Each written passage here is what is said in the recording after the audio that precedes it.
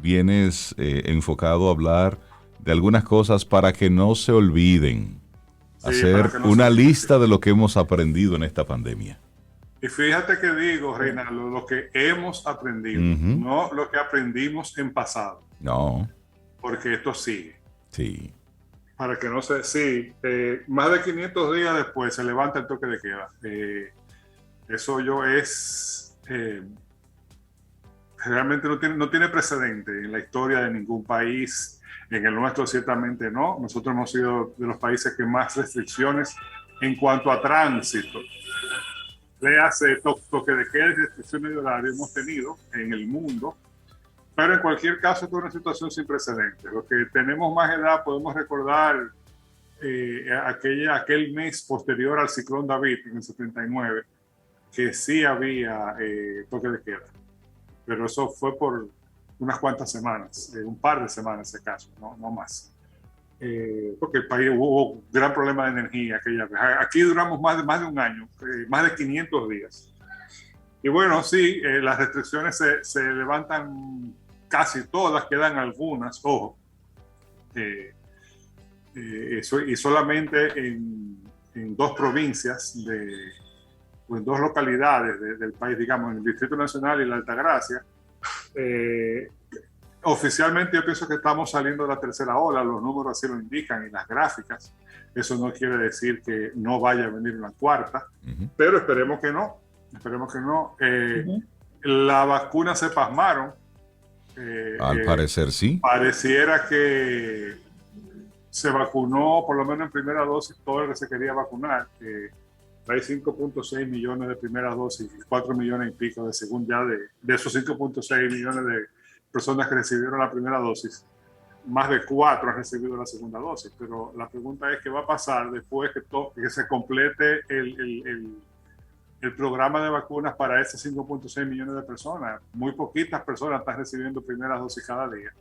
Y eso llama la atención. Sí, Reinaldo. Mira, es interesante que tú digas para los que se quisieron vacunar. Y lo que estamos viendo ya en Europa, en Estados Unidos, es la obligatoriedad de la vacuna. Es decir, ellos Sí, permitieron que la gente tomara su decisión, pero ya desde lo gubernamental y desde lo privado, empresas y gobierno, ya hay muchas empresas que están diciendo, ok, vacúnate si tú quieres, pero para trabajar aquí, tú debes estar vacunado.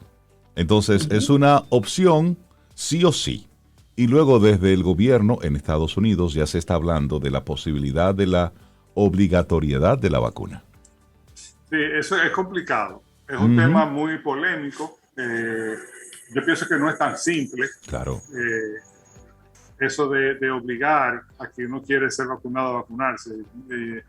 No es tan simple. Hay temas de derecho, hay temas bueno, de derecho, de constituciones que pueden invocarse. Eso está complicado. Yo no lo veo tan fácil. Y eso hace también que este proceso se alargue, ¿no? O sea, ahora viene un debate, o estamos en medio de un debate de si se puede obligar o no a un estudiante, a un empleado a vacunarse contra su voluntad. Sí. El derecho de la empresa de emplear a quien no, a quien quiere emplear, pero entonces está Claro. el derecho del trabajador a trabajar. Es complicado, es Ujú. complicado. Sí. Yo tiro un chele para arriba y cae parado, Reinaldo. Totalmente. Sí, sí. Sí. Sí, Pero bueno, porque sí es eso también importante. conecta, Precisamente, Paulo, dime. que eso Ajá. también conecta con esto de algunos países que eligen qué vacuna aceptan o no. Es decir, si usted tiene la vacuna de tal o cual laboratorio y o país, usted puede entrar, pero si tiene aquel, no puede entrar. Entonces, Sí, eso hace que el Es un problema tema. es pique y se extienda. complicadísimo. Sí. Es complicadísimo. No hay una respuesta fácil ni lineal. Es bien complicado. Pero en fin.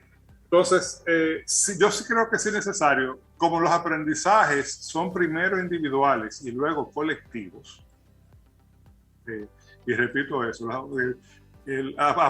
nosotros aprendemos individualmente. Eso de que yo le enseño, bueno, no, es uno a uno, eso es un proceso que se da en ese espacio que está entre las dos orejas de cada uno. ¿eh? Y es un aprendizaje que experimentamos individualmente. Nadie nos lo enseña. Nosotros aprendemos que como hablamos la última vez que estuvimos, uno no enseña a nadie, el otro aprende, uno facilita el proceso. Pero bueno, las experiencias a veces enseñan. Y como los aprendizajes son individuales, es bueno que no se olvide. Yo creo que es un buen momento, sabiendo que esto no pasa del todo, pero sabiendo que por lo menos en República Dominicana estamos en un buen momento a nivel colectivo en cuanto a la pandemia. Y desde luego eso, cada vez que yo digo eso, hay una vocecita en mi cabeza que dice, sí, pero ¿y qué aquellas personas que acaban de perder a alguien o quien está enfermo en este momento? Me refiero a nivel colectivo, o sea, no estamos en un mal momento en cuanto a la pandemia. Conviene, es lo que yo recomiendo, que se haga hágase su listica de qué usted ha aprendido. Aunque sea en un pedacito de papel, se vale hacer la lista mental también, pero tiene fuerza la palabra escrita. ¿Qué usted ha aprendido? ¿Qué he aprendido durante este año y medio de revolución, de desastre? Y bueno, si me permiten, yo voy a compartir un par de las cosas que yo he aprendido. La primera es que el ahora es la única verdad. Sí. O sea, es el valor de estar vivo ahora. Ahora, fíjense bien, nosotros, y en el gran esquema de las cosas no nos ha ido tan mal. Nosotros nos estamos acercando a 4.000 fallecidos oficiales de COVID. Y cuando digo oficiales es porque se sabe, y no solamente aquí, en todos lados, que habrá que esperar que el polvo se asiente para saber en realidad cuántas personas fallecieron de COVID. Se está hablando de que habrá que calcularlo por diferencias respecto a la cantidad de muertes esperadas estadísticamente antes de la pandemia versus las que ocurrieron. Y la diferencia puede ser que dé una idea aproximada de cuántas personas fallecieron por el COVID. Pero en el país van casi 4.000 oficiales. Esas 4.000 personas no estaban contando con morirse antes de en febrero del 2020. Esas 4.000 personas no estaban contando con que se iban a morir próximamente. Ojo. Así es. Y ya no están. Y 4.000 personas, por más que en términos relativos no sea algo tan malo, esos son 15 aviones jumbo llenos hasta la tambora de gente. Exactamente. Sí. Cuando tú lo mides en términos emocionales, son 4.000 personas que tienen familia cerca. 4.000 familias, o por lo menos varios miles de familias. Exacto. Entonces, el tiempo es la verdadera riqueza. No es tan verdad aquello de que el tiempo es dinero. Si acaso lo contrario, en condiciones normales, el dinero es tiempo. Porque tener dinero que se requiere, se necesita para la vida de hoy en día, te ayuda a vivir, a costear el costo de tu vida, valga la redundancia, por un tiempo determinado. Pero eso es en condiciones normales. Porque si te falta el aire, ni eso. Ya. O sea, por más dinero que tú tengas, ¿cómo tú compras aire? ¿Cómo tú compras? Bueno, pude pagar por un respirador o pude comprar oxígeno. Bueno, sí, pero está en que salgas de ahí. Claro. No puedes comprar un minuto.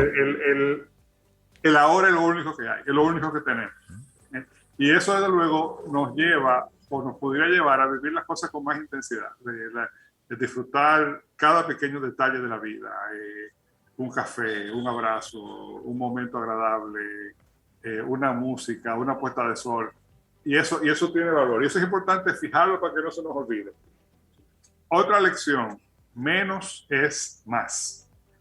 Veníamos en esa onda antes de la pandemia y ahora yo creo que como aprendizaje lo asimilamos como algo a un nivel mucho más profundo. Menos es más. Aire, agua, alimento, paz, compañía, amor. Esas son las cosas esenciales. Todo lo demás es, por ponerlo de alguna manera, es negociable, es entregable, es postergable. Y ese menos es más que tan importante es para la sostenibilidad. Yo pienso que queda subrayado con lo que hemos vivido en la pandemia. Evidentemente, la actividad económica tiene su propia dinámica, ojo, y claro que queremos que los restaurantes vivan, que los hoteles vivan, que los que viven, los que tienen como actividad de sostenimiento el ocio también vivan, pero ahí va, desde una perspectiva de sostenibilidad. ¿Sí? Y yo creo que todos nosotros en esos primeros meses de la pandemia, en lo que el encierro era total o casi total, aprendimos o tuvimos la oportunidad de aprender ese valor de qué es lo esencial en nuestra vida y qué podemos aplazar o qué podemos sencillamente, qué no necesitamos en nuestra vida. Menos es más, porque menos cosas nos ayudan a descubrir o vivir con más conciencia del tiempo y por lo tanto disfrutamos más del tiempo, ¿okay? Con menos cosas nos podemos dar cuenta más fácil de lo que es verdaderamente importante y lo que es verdaderamente esencial para cada uno, para cada uno. Eso es un tema de cada uno. La otra lección es que controlamos muy poco, casi nada de lo que pasa en nuestra vida. Y esa es una de las grandes lecciones. ¿Qué tanto tú controlas? Claro, sí. Para mí lo es. La información, los datos, las noticias, las cosas que nosotros hacemos nos dan ilusión de control. Ojo. De hecho, la información, y aquí me voy a poner un poco gerencial, la información, cuando tú dices, no, yo estoy controlando lo que pasa con tal fenómeno, no, tú no lo estás controlando, tú lo estás dando seguimiento. Que son cosas muy diferentes. O lo está monitoreando, pero controlándolo nunca. Yo estoy controlando la onda tropical que viene. Ajá. Porque yo me entro cada 2 horas al sitio de internet que me da la información. No, tú lo estás monitoreando. Una cosa es monitorear.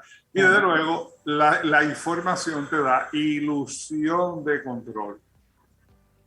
Pero eso es hasta peligroso porque tenemos que recordar las relaciones de causalidad, cómo es que son. Nosotros sí tenemos influencia, ojo, no es que no tenemos influencia, pero no tenemos control. Hay muy pocas cosas de la vida que podemos controlar.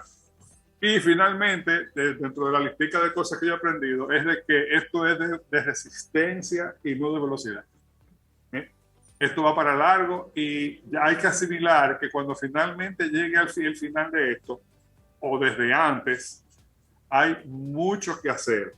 Lo primero es llegar al final, siempre insisto en eso, porque hoy estamos, mañana no sabemos, y luego vienen las tareas, recuperar lo recuperable. ¿Qué hacer con este tiempo o con el proceso, por ejemplo, con el tema del proceso educativo de niños, niñas y a nivel de adultos también? ¿Cómo vamos a recuperar ese tiempo? ¿Cómo vamos a recuperar la actividad económica? Aunque ya en el país se ha recuperado bastante, de acuerdo con los indicadores. El empleo todavía faltan, qué sé yo, poco más de 100.000 empleos por recuperarse y eso es mucho, pero la actividad económica se ha recuperado. Recuperarse es una tarea. Y luego asumir lo perdido, que es otra tarea.